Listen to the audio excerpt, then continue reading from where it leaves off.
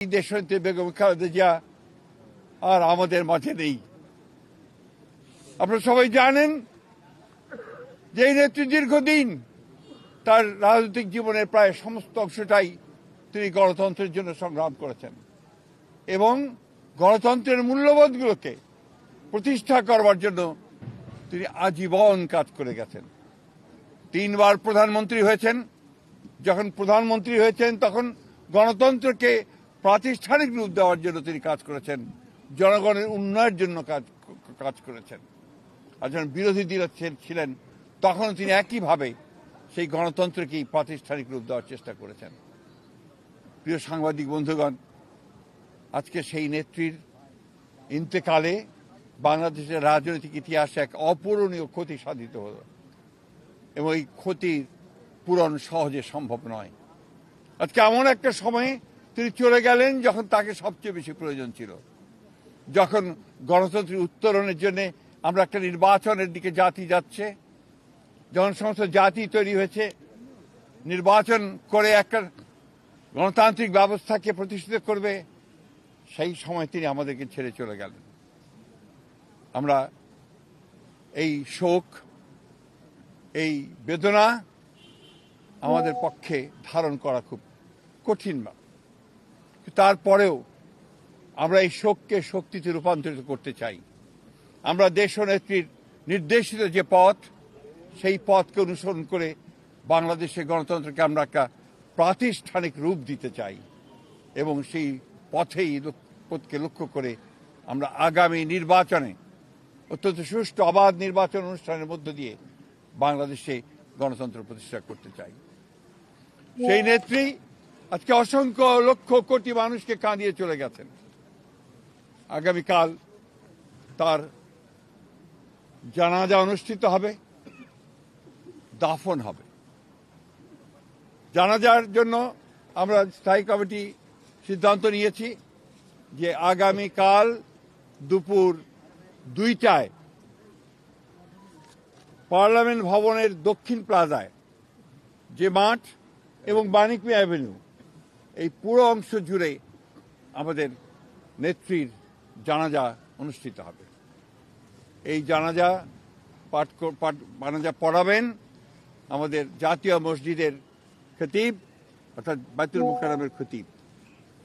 আর এই জানাজায় যে সঞ্চালন করবেন, পুরো বিষয়টাকে যিনি সঞ্চালন করবেন, তিনি হচ্ছে আমাদের জাতীয় স্থায়ী কমিটির সদস্য জনাব নজরুল ইসলাম খান। এরপরে আমাদের স্বাধীনতার ঘোষক, বহুদলীয় গণতন্ত্রের প্রবর্তক, বাংলাদেশের আরেক কিংবদন্তির নেতা, যাকে রাখাল রাজা বলে এই দেশের মানুষ, তার মাজারে, তারই পাশে আমাদের এই মহান নেত্রীকে সমাধিস্থ করা হবে, দাফন করা হবে।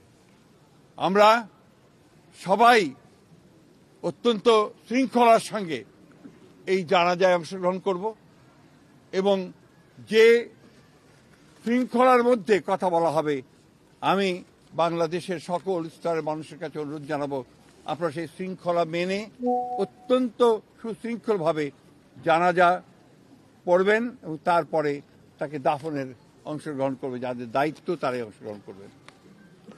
অনুরোধ থাকবে আপনাদের কাছে যে আপনারা কেউ এই নিয়ম ভঙ্গ করে শুধুমাত্র ছবি তোলার জন্য সামনের দিকে এগিয়ে যাবেন না এবং ব্যাহত করবেন না এই পুরো কর্মসূচিকে।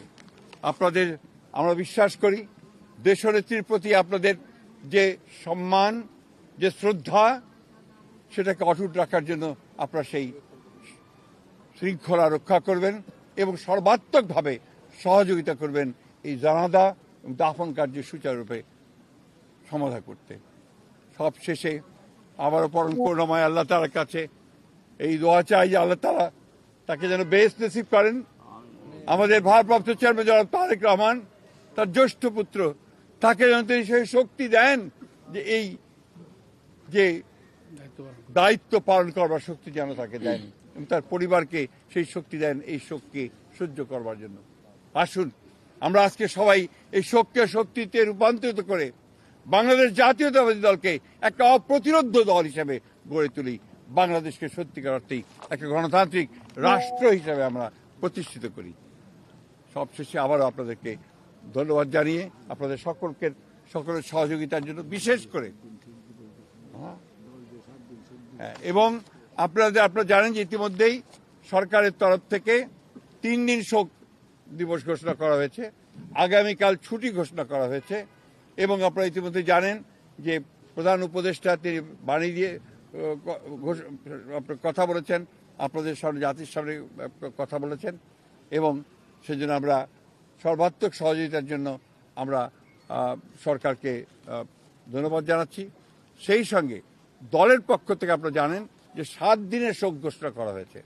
এই 7 দিন আমাদের কালো পতাকা আমরা ধারণ করব, কালো ব্যাজ ধারণ করব, কালো পতাকা উঠবে প্রত্যেকটি কার্যালয়ের, আমাদের দলীয় কার্যালয়ে এবং প্রত্যেক কার্যালয়ে দোয়া পড়া হবে, কোরআন তেলাওয়াত হবে। এই বিষয়গুলো আপনারা সবাই পালন করবেন।